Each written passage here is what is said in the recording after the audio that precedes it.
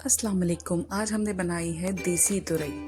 तोरी तो सबके पास होती है, तोरी या तुरई जिसे कहते हैं। कल हमारे घर में हमारे विलेज से कोई मेहमान आए थे, वो लेकर आए थे, तो हमने भाई तोरी का सालन बनाया। ये 1 किलो के करीब तोरी थी, जिसे हमने जो है इस तरीके से छोटे छोटे पीसेस में काट लिया है ताकि घुलने में आसान हो जाए। अब हम इसमें पानी डालेंगे ताकि इसका रंग काला ना पड़ जाए। ठीक है जी, अब हमने इसको जो है पानी के अंदर भिगो दिया है और अब हमने लिया है तकरीबन 3 अदद छोटे दरमियाने प्याज और हमने लिए हैं 2 अदद दरमियाने आलू जिन्हें काट कर पानी में भिगो दिया था। और यहाँ हमने लिया है तकरीबन 2 अदद छोटे टमाटर, बड़े हो तो एक ही बहुत रहता है। अच्छा जी, अब हमने क्या किया, सबसे पहले एक बर्तन में डाले प्याज, फिर उसमें डाले टमाटर और हमने डाला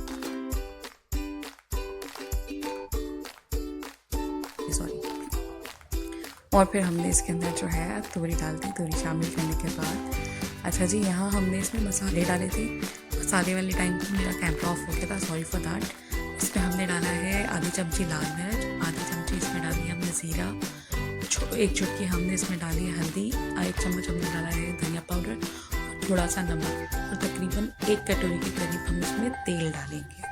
अच्छा, ये है दम वाली तोरी, तो हम इसमें सब डालकर इसे दम पर रख देंगे और थोड़े थोड़े वक्फे से हम इसको चलाते रहेंगे ताकि इसका पानी खुश्क होने लग जाए। जब इसका पानी खुश्क हो जाएगा तो फिर ये इसका कलर बिल्कुल चेंज हो जाएगा। देखिए आहिस्ता आहिस्ता इसका पानी जो है खुश्क होना शुरू हो रहा है।